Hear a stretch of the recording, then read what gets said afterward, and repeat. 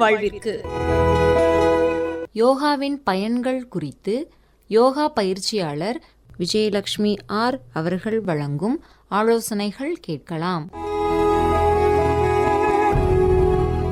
Yoga therapy என்பது உடல் மற்றும் மனநலனை மேம்படுத்துவதில் கவனம் செலுத்தும் யோகாவின் ஒரு பிரிவாகும்.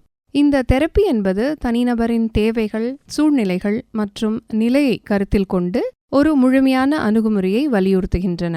ஒவ்வொரு நபரின் உடலும் மனமும் தனித்துவமானது. தனிப்பட்ட அணுகுமுறை கொண்டுதான் ஒவ்வொருக்கும் யோக பயிற்சிகள் அளிக்கப்பட வேண்டும்.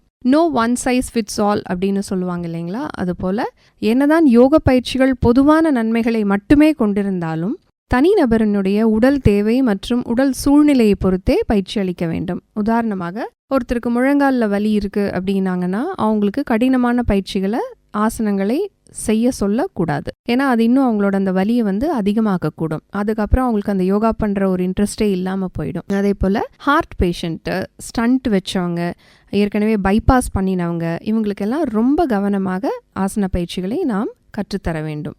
சிறுவர்களுக்கு, இளைஞர்களுக்கு, மத்தியம வயதுக்காரர்களுக்கு, முதியோர்களுக்கு என தனிப்பட்ட வயது வேறுபாடுகளை கவனத்தில் கொண்டு யோக பயிற்சியானது அளிக்கப்பட வேண்டும்.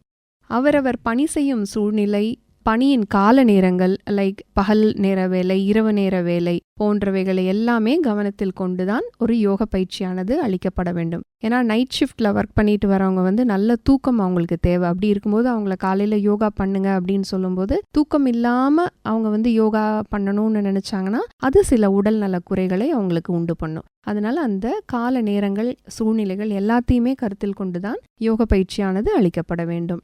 ஆசனங்கள் அனைத்தும் ஒன்றே, எல்லாமே அவை பொதுவானது தான். ஆனா இத பயிற்சியாளர்களுடைய உடல் மன தகுதியை கருத்தில் கொண்டே கற்பிக்கப்பட வேண்டும்.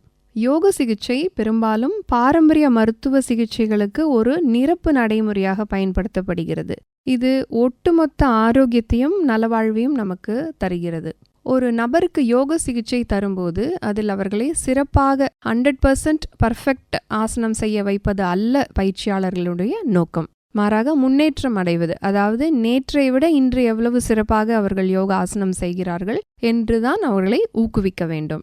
எவ்வளவு லகுவாக படிப்படியாக முன்னேறி பயிற்சி செய்கிறார்கள், இதனால் அவர்களுக்கு எவ்வளவு ஆரோக்கியத்தில் மேம்பாடு உள்ளது என்பதில்தான் யோக பயிற்சியாளர்கள் கவனம் கொள்ள வேண்டுமே தவிர யோக ஆசனங்கள் அல்லது நுட்பங்களில் முழுமையை அடைவதில் அல்ல. முக்கியமான 5 அம்சம் இந்த யோகா தெரப்பியில் உள்ளது. அது என்னன்னா, உடல் வலிமையை, உடல் ஃப்ளெக்சிபிலிட்டியை மேம்படுத்தும் சரியான ஆசனங்களை கற்றுத்தருவது, முறையான சுவாச பயிற்சி, பிராணாயாம பயிற்சிகள், இன்னொன்று பதட்டத்தை தெளிவித்து மன தெளிவை ஊக்குவிக்க உதவும் ரிலாக்ஸேஷன் பயிற்சிகள், ஓய்வு பயிற்சிகள், சரியான உணவு முறை, ஒரு பேலன்ஸ்டு டயட், நேர்மறை சிந்தனையை, அதாவது பாசிட்டிவ் தாட்ஸை வளர்க்க உதவும் தியான பயிற்சி முறைகள். இந்த தியான பயிற்சி முறைகள் பொதுவாகவே வித்தியாசப்படும். ஒரு நபருக்கும் வயதுக்கு தகுந்தாப்போல் வித்தியாசப்படும். பதஞ்சலியின் யோக சூத்திரத்தில் உள்ள முக்கியமான 8 அங்கங்களான யம, நியம, ஆசன, பிராணாயாமம், பிரத்யாகாரம், தாரணம், தியானம், சமாதி ஆகியவைகளை முறையாக பயின்று உடல் மனத்திற்கு ஒரு இணக்கமான இணைப்பை ஏற்படுத்தி ஒரு தனிநபரின் உடல் மனநல பிரச்சனைகளை, அதாவது ஒரு ஹோலிஸ்டிக் அப்ரோச் அப்படின்னு சொல்லக்கூடிய முறையில் சரி செய்வதே ஒரு முழுமையான யோக சிகிச்சையின் நோக்கமாக இருக்க வேண்டும். இதுவரை யோகாவின் பயன்கள் குறித்து யோகா பயிற்சியாளர் விஜயலட்சுமி ஆர் அவர்கள் வழங்கிய ஆலோசனைகள் கேட்டீர்கள்.